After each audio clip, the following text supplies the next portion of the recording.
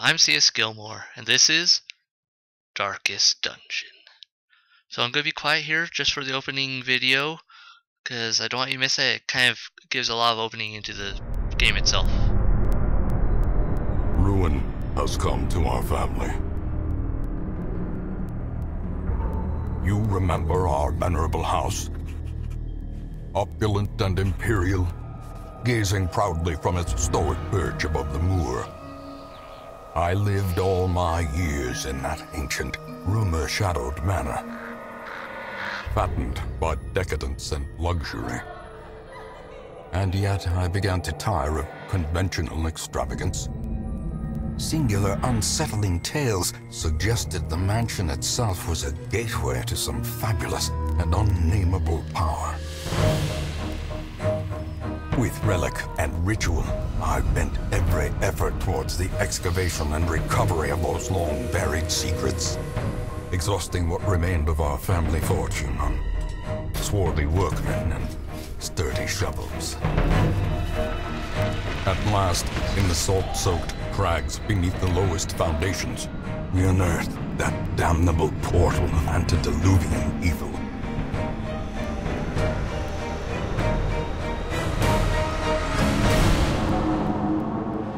Our every step unsettled the ancient earth. But we were in a realm of death and madness. In the end, I alone fled laughing and wailing through those blackened arcades of antiquity, until consciousness failed me. You remember our venerable house, opulent and imperial. It is a festering abomination. I beg you, return home, claim your birthright, and deliver our family from the ravenous, clutching shadows of the darkest dungeon.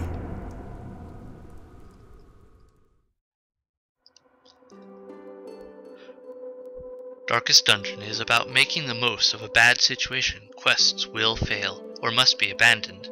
Heroes will die, and when they die, they stay dead. Progress autosaves constantly, so actions are permanent. The game expects a lot out of you. How far will you push your adventurers? How much are you willing to risk in your quest to restore the hamlet? Mistress. Well, you should be able to read it by just pausing the video. Anyway, so this is Darkest Dungeon. I've played it a bit before, but it's gone through a lot of changes. Earlier on there were a number of game-breaking bugs, mostly graphical, which would cause the game to freeze up. It's still a little slow with the loading screens, but it's gotten a lot better than it used to be, and it's pretty epic. But as you may have guessed from that opening bit there, it's not a friendly game. It's one of those games that's going to kill you very likely and kill several of your characters. So let's see here. I'll just start a new one here. How do I always go to darkest? What's a fun one to go with this? I know. Darkest Darling. That should be a fun one. Let's go. Delve right into this madness. And here's another video, opening scenes, all that stuff. I love this artwork, by the way. It's really awesome.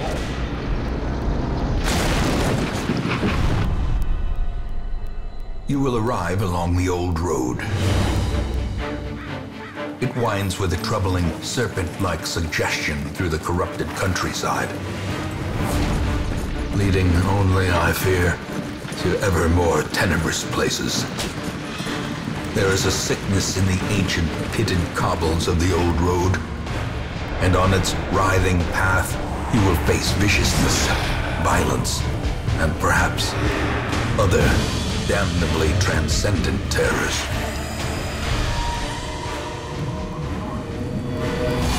So steel yourself, and remember there can be no bravery without madness. The old road will take you to hell, but in that gaping abyss, we will find our redemption. Okay, ghost of dead ancestor who caused all this mess in the first place.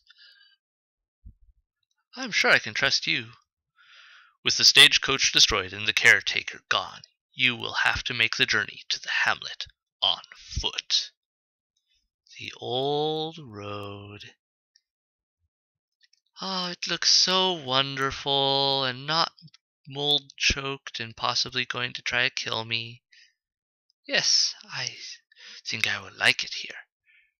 We will call this our land. Yes. As we wait for the load screen to finish, hopefully within our lifetimes and attention spans.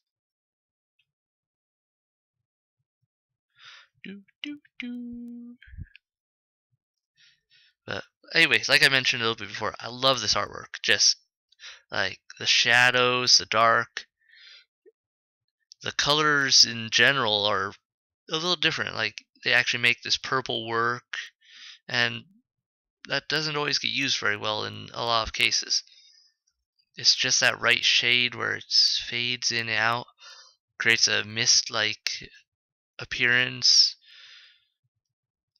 Looks unhealthy with this orange and red. Touch of yellow here. Anyway, I love this artwork. And it's very Lovecraftian, this game. And I am a huge Lovecraft fan. So this is like, oh, this is epic. Now, I don't know if I'll be able to finish this game. It really will kick my butt.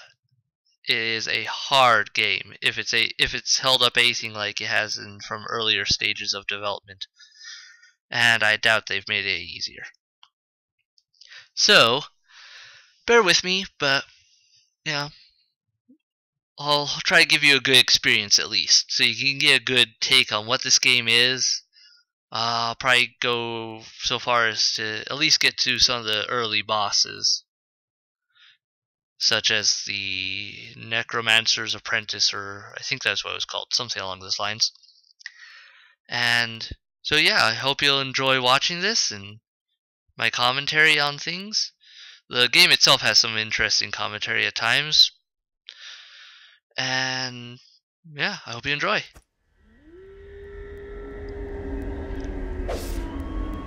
To move forth, click on another room on the map display. This will take you to the connecting hallway. You are currently in a room. Funny, it looks more like a clearing with a crashed chariot. I can't think of the right word for that right now. Not chariot, wagon? Something like that. Anyhow, let's see. So these are my characters that you start off with.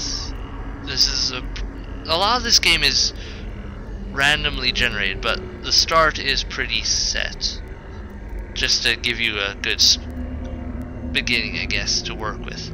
So you got Reynold and Dismas. I like Dismas a lot.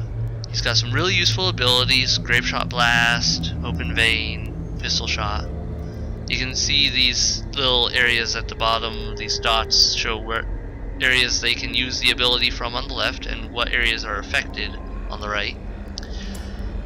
And if you right click on the character, you get a lot more information on them.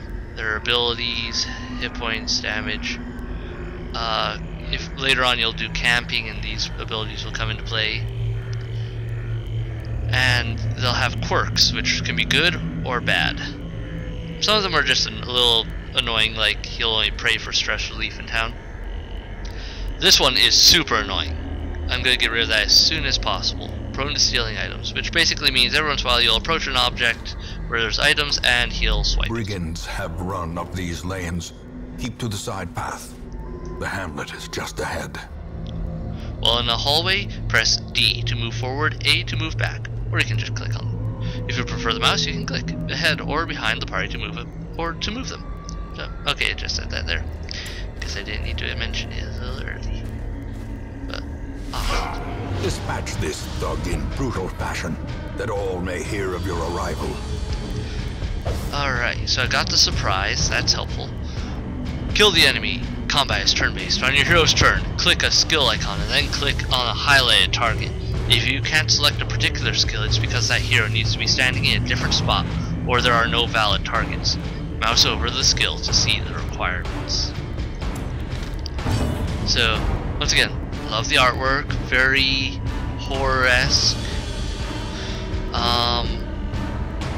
Now, interesting thing with this game is very light-based. While the light torch level is high, I get a bonus to scouting, and monsters are more likely to be surprised. Let's see, just open vein. There we go. And finish him. Ah, missed. No matter.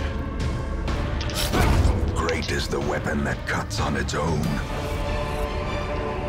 Loot. Each item, if you take it, will occupy space in your inventory. Brought low and driven into the mud. Mouse over items to show details about them. This works in your inventory too. Press circle button to close this window.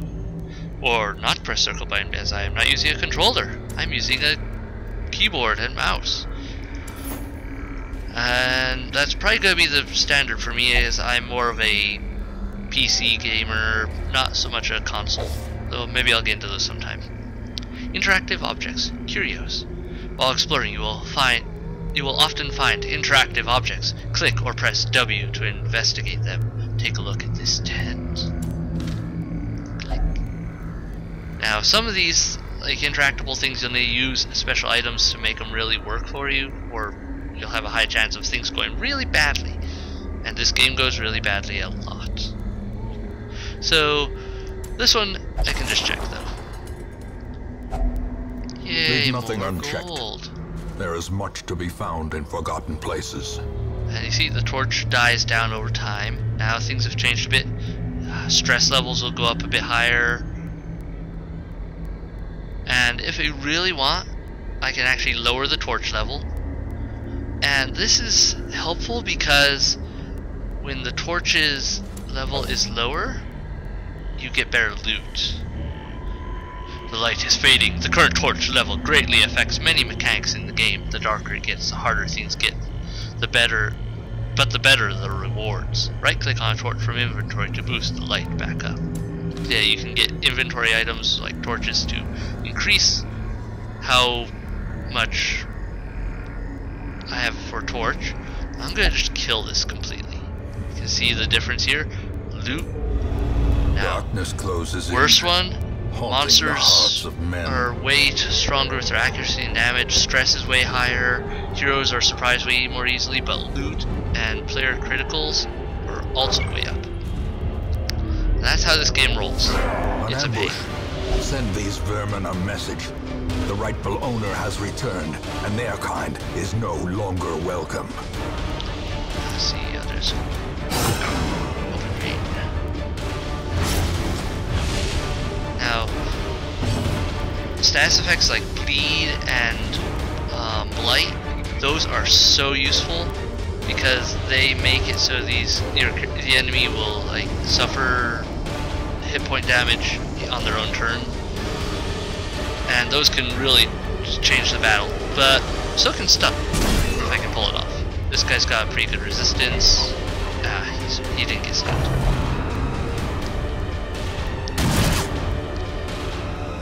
He won't miss a turn. But anyway, this game they put a lot into it. It's not just the artwork. The gameplay itself is really challenging. And I love it.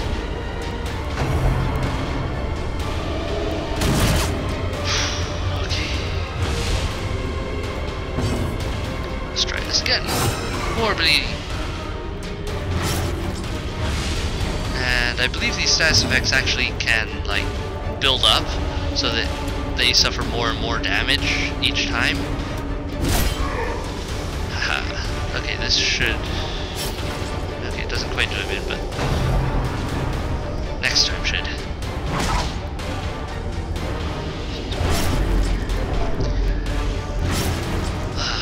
Now, this is the problem.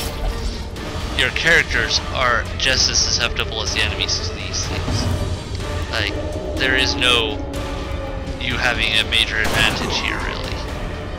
Aside from item availability. You can get bandages to stop bleeding and that sort of thing. But otherwise, you have to deal with this as much as Prodigious size alone does not which is why characters die so easily. Corpses. When most monsters die, they leave corpses. Corpses act as temporary obstacles and will eventually go away on their own. You can attack corpses to destroy them faster, but often a better approach is to use ranged skills, push/pull skills, and even corpse clearing special skills that some heroes possess. Monsters killed with bleed, blight, or crits leave no corpses at all. That is really handy, and it'll make a huge difference in gameplay as well, because like this character is an extra big enemy, so my character normally could hit like the first 2 people in line, but because this enemy's extra big, he's limited. This guy's got ranged attacks, so he can hit in the back rows, or try to. And you can see the corpse has its own health. The bleed carries over, so it continues to wear out, as I recall. And I'll just start breaking it down faster, because I want to get this battle over with before my character suffers too much damage. If your character's health goes down too far, then you can actually die,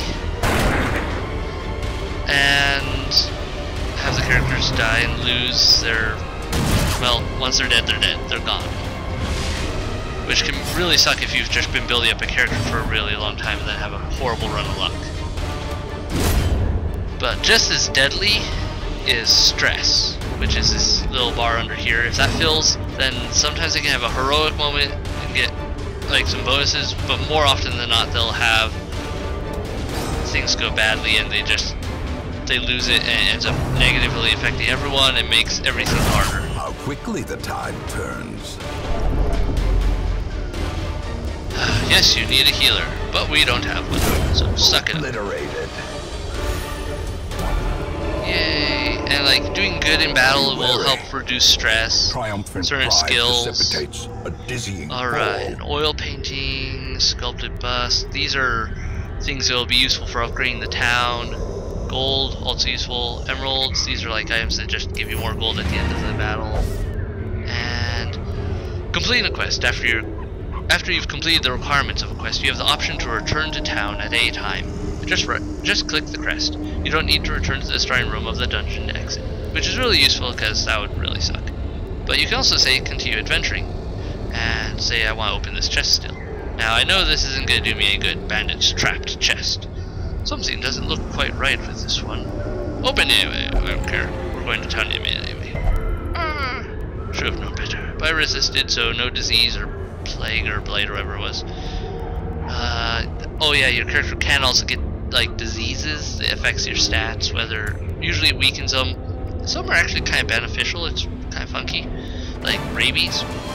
Generally that would be a bad thing, but in this game it actually increases your damage unless they've changed that, and so it has its ups and downs.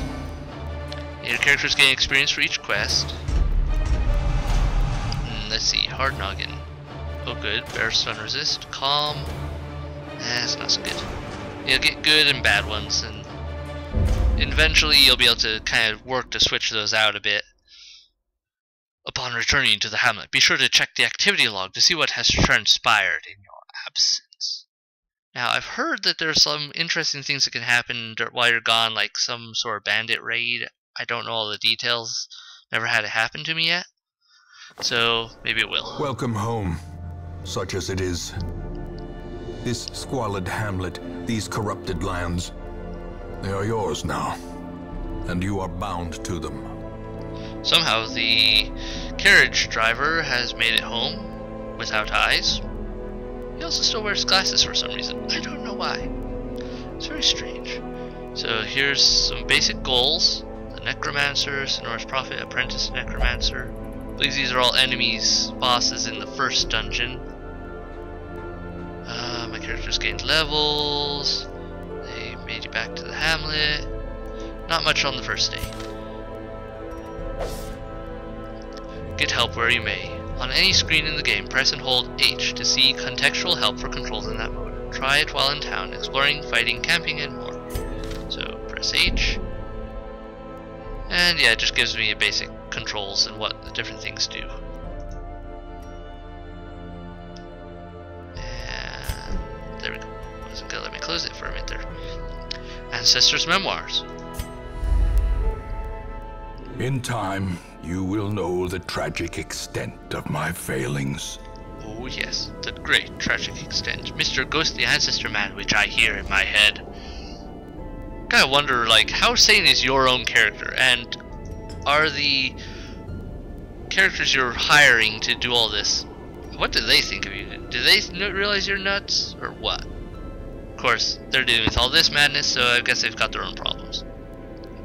And there's a lot to this game. Lots of bosses, lots of different places, and I've never gotten anywhere close to finishing this. You can watch old videos again, like the opening scene, the old road where the carriage crashed. Let's see. The graveyard. Most will end up here, covered in the poisoned earth, awaiting merciful oblivion. Yes, yes. And now, to make sure they stay dead, due to all the curses and stuff, we are very thorough here. We will incinerate their bodies after we've stabbed them with several pieces of wood through the heart and other various organs. We will also have decapitated them, and we will put the ashes in various states. We'll scatter some to the wind, four corners of the earth, to throw them into the wind, some into the ocean, and then there's a small portion of the ashes we will lock away in a lead-lined chest, just to be sure that everyone stays dead. We've had problems with this in the past. You'll find out later, there's skeletons all over the place. It's buried this way, really. Women and men, soldiers and outlaws, fools and corpses. All will find their way to us now that the road is clear. Alright, so you'll need to recruit all of these heroes to fill out a party of 4. Drag and drop them into your roster. So you always start off with be able to hire a Seeker Vestal, which is basically a cleric. Not bad. Decent abilities. Looks like more of a rear guard type unit. And a sister of battle, the pious Plague Doctor. and unrelenting. They've actually got some useful abilities sometimes. Usually for hitting enemies with blight. Oh good, he's got the stunning one too. Can't do much against with his current abilities, he can't do much against the front row. So another rear guard, looks like he can go in the far back. That'd be best. Intense craving for alcohol, so that probably means he can only use the bar for stress relief, I imagine. Or maybe it does more for him. Could also mean that he has a more likelihood of disappearing on me if I have him do that. I'll have to play around with that and find out. So, add them to my What better party. laboratory than the blood-soaked battlefield? While you're here, spend some of your starting heirlooms on upgrading the Stagecoach network. This will increase the number of heroes available here in the future. To upgrade, click the plus symbol on the left and then click the upgrade. So that's a big part of this also, is you have to ration out your heirlooms to increase More what you get. arrive, foolishly seeking fortune and glory in this domain of the damned. Our ancestor is so cheerful. Just such a lovely man. So this will be useful later. I want to increase the barrack size to increase so I can have more of them actually hired on at once a bit later on, because as time goes on stress levels will rise, and stress carries over from place to place, so you have to take time to have them rest. Embark. There isn't much more you can do in town right now. It's time to embark on a quest. Click on the embark button at the bottom of the screen. So now we really get into starting things. But I'm gonna stop it here for now, just because it's been recording a while, and I'll get you in the next video. So keep watching, hit subscribe, hit like, all that good stuff.